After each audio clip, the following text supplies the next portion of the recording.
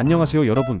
오늘은 북한의 도발과 위협이 어떻게 진화해왔는지에 대해 깊이 알아보려 합니다. 모든 생명체가 생존을 위해 진화하듯 국가도 생존을 위해 끊임없이 변화합니다. 북한 역시 체제를 유지하기 위해 지속적으로 전략을 바꾸며 적응해왔고 그 결과는 우리에게 더욱 강력하고 다양하며 위험한 위협으로 다가오고 있습니다. 이 영상에서는 북한의 도발이 어떻게, 왜 변화했는지 그 위협의 진화 과정을 시간 순서대로 함께 살펴보겠습니다. 북한의 과거 게릴라식 도발부터 현재 핵미사일 위협, 그리고 최신 하이브리드 전쟁 전략까지 그 실체를 파헤쳐 보겠습니다. 북한의 도발은 처음부터 핵이나 미사일 같은 비대칭 전력을 활용한 것이 아니었습니다. 분단 직후부터 약 1990년대 중반까지 북한은 주로 특수부대를 활용한 직접적인 침투와 게릴라 전술로 남한을 위협했습니다. 이러한 전략의 대표적 사례가 1968년에 발생한 울진 삼척지구 무장공비 침투 사건입니다. 북한의 민족보위성 정찰국 예하 142군 소속 유격대가 4개 제대를 8개 조로 편성하여 강원도 삼척군 원덕면 해안에 상륙했습니다. 이들은 울진 삼척 봉화 정선 등지로 침투하여 약 2개월간 한국 사회를 공포에 몰아넣었습니다. 우리 군은 적 113명을 사살하고 7명을 생포하는 전가를 올렸지만 민간인을 포함한 사상자가 70여 명이나 발생했습니다. 더 충격적인 것은 이 과정에서 드러난 우리 측의 취약점이었습니다. 해안 경계를 담당했던 군인들이 저녁 회식을 핑계로 근무지를 이탈했고 작전 중에도 수면, 도주 등 기본적인 군 기강이 무너진 사례들이 발견되었습니다. 이듬해인 1969년에는 흑산도에서도 무장공비 침투 사건이 발생했습니다. 북한 특수전 부대원들이 흑산도 해안선으로 은밀하게 침투하는 과정에서 주민에게 발견되었고 경찰에 신고가 접수되었습니다. 이에 경찰과 예비군의 합동작전이 신속하게 시작되어 작전 개시 3일 만에 침투한 모든 공비를 사살하며 상황이 종료되었습니다. 흑산도 사건이 비교적 빨리 해결된 이유는 울진 삼척 사건 이후 전국민적인 경각심이 고조된 상황이었고 섬이라는 특성상 도주로가 제한되었으며 주민의 빠른 신고와 당국의 즉각적인 대응이 있었기 때문입니다. 이 두 사건에서 우리는 북한이 중국과 베트남 공산당의 전략을 그대로 차용했음을 알 수 있습니다. 농어촌과 산촌의 지하 조직을 확보하고 이를 거점으로 도시를 포위한다는 농촌형 명로는 마오쩌둥의 중국 공산당이 국민당 정부를 상대로 승리한 전략이자 베트남 전쟁에서 북베트남이 활용한 방식이었습니다. 북한의 마지막 대규모 직접 침투 사건은 1996년 강릉 무장공비 침투 사건입니다. 이 사건은 북한의 도발 패턴의 중요한 변화가 시작되는 전환점이 되었습니다. 당시 북한은 무장공비 26명을 잠수함으로 강릉 앞바다에 침투시켰습니다. 그들을 소탕하기 위해 육군 28개 부대와 해군 1개, 함대 등 총 49일 동안 연인원 150만 명이라는 엄청난 규모의 병력이 투입되었습니다. 이 사건의 특별한 점은 북한이 기존의 도발 방식과 달리 남한이 보유하지 않았던 비대칭 전력, 즉 잠수함을 이용했다는 것입니다. 이는 북한이 앞으로 어떤 방향으로 위협을 발전시킬지를 보여주는 예고편이었습니다. 2021년 기준 북한은 로미오급부터 심포급까지 8종류 총 72척의 잠수함을 보유하고 있으며 최근에는 핵 공격이 가능한 신형 잠수함도 건조한 것으로 알려져 있습니다. 그렇다면 북한은 왜 직접 침투 방식에서 다른 형태의 도발로 전략을 바꾸게 되었을까요? 그 결정적 계기는 1990년 이라크 전쟁이었습니다. 북한은 이라크 전쟁이 발발하자마자 전담 연구소를 설립하고 미국과 이라크 간의 전쟁을 세밀하게 분석했습니다. 그 결과 북한 지도부는 충격적인 현실을 깨닫게 됩니다. 미국의 압도적인 군사력, 첨단 무기체계, 상상을 뛰어넘는 군수 지원 능력을 목격한 북한은 재래식 무기로는 한미연합 전력을 도저히 감당할 수 없다는 결론에 도달했습니다. 이에 북한은 전투기, 전차, 장갑차 등 기존의 재래식 무기 개발이나 개선 노력을 대폭 축소하고 당시 한국군이 보유하지 않았던 핵과 미사일 등 비대칭 무기체계 개발에 모든 역량을 집중하기 시작했습니다. 이라크 전쟁 직후부터 북한은 핵무기와 이를 목표까지 이동시킬 수 있는 미사일 개발에 박차를 가했습니다. 2003년 핵확산 금지 조약 NPT에서 탈퇴한 북한은 2006년 첫 핵실험을 실시했고 이후 지속적으로 핵 능력을 향상시켜왔습니다. 현재 북한은 남한 전역과 일본은 물론 미국 본토까지 타격할 수 있는 다양한 미사일을 보유하고 있습니다. 특히 잠수함 발사탄 도미사일 SLBM과 같은 다양한 핵무기 투발 수단을 확보했다는 점이 위협적입니다. 더 놀라운 것은 핵가방을 이용한 자살, 핵테러와 전자기 펄스 EMP를 이용한 공격까지도 개발하고 있다는 점입니다. 북한이 특히 EMP에 관심을 가진 이유는 상대적으로 정밀 타격의 필요성이 적고 투발 수단에 의해 핵탄두가 대기권 재진입을 해야 할 필요도 없어 개발과 전술적 운용 측면에서 부담이 적기 때문입니다. EMP 공격이 성공할 경우 핵폭발로 발생하는 강한 전자기 펄스에 의해 한국군의 첨단 무기 체계는 일시에 무력화될 뿐만 아니라 민간 부문에서도 전기와 전자기기를 전혀 사용할 수 없게 되어 사회적 혼란과 피해는 상상을 초월하는 수준이 될 것입니다. 북한은 핵과 미사일만 개발한 것이 아닙니다. 기존의 11군단을 확대해 독립시킨 특수작전군을 창설하고 이들의 무장과 장비를 획기적으로 개선했습니다. 이들 특수부대는 야간 작전을 위한 야시경을 헬멧에 장착했고 90, 80호 총으로 무장을 전환했습니다. 더 많은 탄약을 넣을 수 있는 헬리컬 탄창으로 바뀌었으며 디지털 위장 방탄조끼와 우드랜드 위장 전투복을 착용하고 있습니다. 특히 주목할 점은 이들의 복장이 한국군 전투복과 유사하게 변경되었다는 것입니다. 이는 유사시 한국군으로 위장에 침투할 가능성을 시사합니다. 이들은 지피 감시 초소 타격, 해안선 은밀 침투 등 다양한 공격 훈련을 실시하고 있으며 최근에는 청와대와 동일한 건물을 만들어 기습 타격 훈련도 진행한 바 있습니다. 더 위험한 것은 이들이 핵가방을 이용한 공격이나 AN2 소형 프로펠러 비행기를 이용한 은밀 침투 능력도 갖추고 있다는 점입니다. 이는 북한이 여전히 전통적인 특수작전 능력을 포기하지 않았으며 오히려 이를 핵위협과 결합시켜 더욱 위험한 형태로 발전시키고 있음을 보여줍니다. 21세기에 들어 북한은 잠수함 전력도 대폭 강화했습니다. 현재 북한은 8종류의 72척의 잠수함을 잠수함을 보유하고 있으며 최근에는 핵과 미사일을 이용한 도발 능력을 확장하기 위해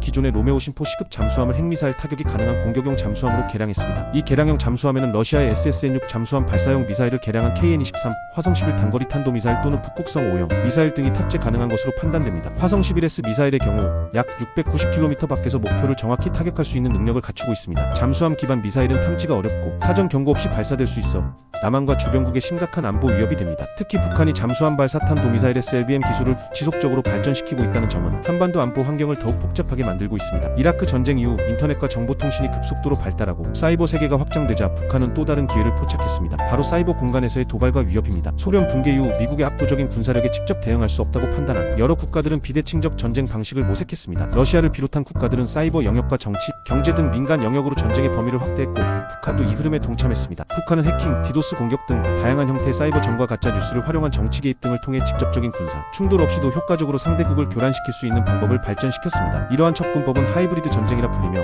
최근 우크라이나 전쟁에서 그 실체와 위력이 입증되었습니다. 러시아는 전쟁 발발 전에 금융기관, 발전시설, 국가 전산망 등에 대한 전면적인 해킹과 디도스 공격을 감행했고 외교적 압박은 물론 다양한 형태의 테러를 통해 우크라이나 내부를 교란시키고 국론을 분열시켰습니다. 북한의 향후 도발 형태도 이와 매우 유사할 것으로 예측됩니다. 북한은 이미 해킹, 디도스 등 다양한 형태의 사이버 공격을 감행해왔으며 최근에는 그 대상을 국내뿐만 아니라 해외로도 확장하고 있습니다. 북한의 도발과 위협 양상 변화에 영향을 준 또 다른 중요한 사건은 최근의 우크라이나 전쟁입니다. 절대적으로 군사적 우위를 점하고 있던 러시아가 우크라이나와의 전쟁에서 예상 외로 길고 힘겨운 전쟁을 벌이게 된 상황은 북한에게 새로운 교훈을 제공했습니다. 병력 수에 있어서 절대적 약세에 있던 우크라이나가 의외로 선전하면서 전쟁이 장기전으로 돌입하자 북한은 이를 기존 재래식 무기의 열세를 극복할 수 있는 좋은 연구 기회로 판단하고 우크라이나 전쟁을 철저히 분석했습니다. 북한이 분석하여 도출한 전쟁 교훈은 크게 5가지로 요약됩니다. 1. 드론의 중요성. 2. 방공체계의 취약성. 3. 전자전의 위력. 4. 지뢰의 전술적 가치 재발견. 5. 중장갑 기계화 부대의 중요성. 이 5 요소는 서로 밀접하게 연관되어 있습니다. 드론은 우크라이나의 절대적인 병력 부족을 보완하는 중요한 수단이 되었습니다. 그러나 드론의 작은 기체는 기존 방공체계로는 탐지하고 식별하기 어렵다는 취약점을 노출시켰습니다. 현대전에서 통신은 지휘 통제를 위한 필수 요소이기 때문에 적의 통신을 감청하거나 교란하는 전자전은 적군의 위치와 규모를 파악하고 생존성에 심각한 위협을 가하는 강력한 무기가 됩니다. 지뢰는 현대전에서 그 중요성이 퇴색했다고 여겨졌지만 우크라이나 전쟁에서 양국 기계화 부대가 지뢰에 의해 상당 기간 저지되는 현상이 발생했습니다. 이를 통해 북한은 지뢰의 전술적 가치와 위력을 재발견하게 되었습니다. 동시에 지뢰 위협 속에서도 공격 시 공세를 유지하고 속도를 보장하기 위해서는 중장갑으로 방어되는 기계화 부대의 중요성이 새롭게 부각되었습니다. 북한의 전자전 능력이 아직은 세계 최고 수준은 아니더라도 특히 항공기 운항 등 민간 영역에서는 이미 무시할 수 없는 위험 요소가 되고 있습니다. 북한은 러시아 무기체계에 기반을 둔 지상 기반 전자전 장비를 활용하고 있는 것으로 추정됩니다. 실제로 북한은 한국의 공항 등에 대해 전자 공격을 감행한 바 있으며 조업 중인 선박이나 비행 중인 항공기들에게 심각한 위협이 되고 있습니다. 북한은 전자전을 한국군의 첨단 무기체계를 무력화시키기 위한 게임 체인저로 인식하고 이 능력을 강화하기 위해 노력하고 있습니다. 특히 핵과 미사일 개발과 연계한 EMP 공격 능력은 더욱 위험합니다. 핵무기가 공중에서 폭발하면 방출되는 감마선이 지상으로 낙하하면서 전자기파로 변환되어 대기의 이온이 발생하고 강력한 전자기장이 생성됩니다. 이로 인해 EMP 방사 지역 내에서는 전기와 전자기기가 모두 사용 불능 상태가 됩니다. 더 심각하게는 발전소나 변전소 등 전기가 생산되고 전달되는 시설에 EMP로 인한 전기 서지 급격한 전압 상승과 발생하여 모든 시설이 파괴될 수 있습니다. 건물 내외부의 전기와 통신이 모두 차단되고 그 결과 사회는 순식간에 문명 이전의 상태로 돌아가게 됩니다. 이른바 블랙아웃 상태가 되는 것입니다. 우크라이나 전쟁을 통해 드론은 전 세계에서 가장 주목받는 정밀 타격 무기 체계로 부상했습니다. 드론은 실시간으로 표적 정보를 확인할 뿐 아니라 포병이나 전술기와 연계하여 표적을 즉시 타격할 수 있는 능력을 제공했습니다. 또한 원거리에 위치한 전략적 목표물에 대한 정밀 타격 능력을 매우 저렴한 비용으로 구현할 수 있게 했습니다. 동시에 기존 방공체계로는 드론을 탐지하거나 추적하기 어렵다는 특성도 드러났습니다. 이에 한국군은 북한의 드론 위협에 대응하기 위해 세계 최초로 레이저 무기를 실전 패치했습니다. 이 레이저 무기는 드론을 순간적으로 700도 이상의 고온으로 가열해 내부의 전자장비나 배터리를 무력화시킵니다. 러시아와 우크라이나 전쟁에서 또 다른 중요한 교훈은 지뢰의 전술적 가치였습니다. 우크라이나는 개전 초 서방의 무기 지원을 받아 러시아의 전차와 장갑차를 효과적으로 공격했고 이는 러시아를 큰 혼란에 빠뜨렸습니다. 특히 제블린 대전차 미사일과 스팅어 휴대용 지대공 미사일 등 서방에서 지원된 무기체계에 의해 개전 직후 500여 대의 전차를 상실한 러시아는 생존을 위해 전차의 상단과 측면에 방어용 구조물을 추가로 설치할 정도였습니다. 하지만 서방의 지원을 받는 우크라이나의 반격이 시작되자 러시아는 새로운 전략을 도입했습니다. 바로 대규모 지뢰 설치입니다. 러시아는 역사상 최대 규모, 최악의 지뢰지대를 설치하여 우크라이나군의 반격을 효과적으로 저지했습니다. 부족한 병력과 장비의 공백을 지뢰로 메운 것입니다. 전쟁이 종료된다 하더라도 우크라이나는 자국 영토에 설치된 엄청난 양의 지뢰를 제거하는데 막대한 예산과 시간이 소요될 것으로 예상됩니다. 러시아는 2차 세계대전 세계대전 때와는 달리 아프가니스탄 전쟁의 경험을 바탕으로 항공기, 대구경 콕사포, 로켓 발사체, 심지어 드론을 이용해 지뢰를 광범위하게 살포했습니다. 이러한 우크라이나 전쟁의 교훈을 관찰한 북한은 2024년 갑자기 휴전선, 비무장지대에 불모지대를 조성하고 지뢰를 매설하기 시작했습니다. 이는 철저한 남북 단절을 상징하는 동시에 북한의 폐쇄적 방어 전략을 강화하는 조치로 평가됩니다. 특히 주목할 점은 북한이 기존에 사용하던 목함 지뢰가 아닌 새로운 형태의 지뢰를 사용하고 있다는 사실입니다. 이 새로운 지뢰는 나뭇잎 형태로 제작되어 식별과 구분이 매우 어렵습니다. 폭약의 양은 목함 지뢰보다 적지만 사상자를 발생시키기에 충분하며 무엇보다 위험한 점은 금속 탐지기로도 찾아낼 수 없다는 것입니다. 이 나뭇잎 지뢰는 갈색과 녹색으로 위장되어 있어 실제 나뭇가지나 나뭇잎 사이에 있을 경우 육안으로 식별하기가 거의 불가능합니다. 2015년에 이미 북한이 매설한 지뢰로 인해 우리 군인들이 심각한 부상을 입은 사례가 있었는데 당시에도 우리 군이 쉽게 식별하지 못하도록 교묘하게 설치한 것으로 알려졌습니다. 더욱 우려되는 점은 이런 지뢰들이 특정 지역에 한두 개가 아니라 다량으로 설치되고 있다는 것입니다. 홍수나 폭우로 인해 이 지뢰들이 남쪽으로 유출될 경우